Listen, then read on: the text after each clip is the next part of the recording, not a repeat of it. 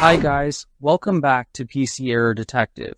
Today I'm going to show you how to remove a Bluetooth device from Windows 10, and I'll guide you through the steps so you can fix this issue quickly and easily. Step 1. Press the Windows key on your keyboard and type Services in the search box.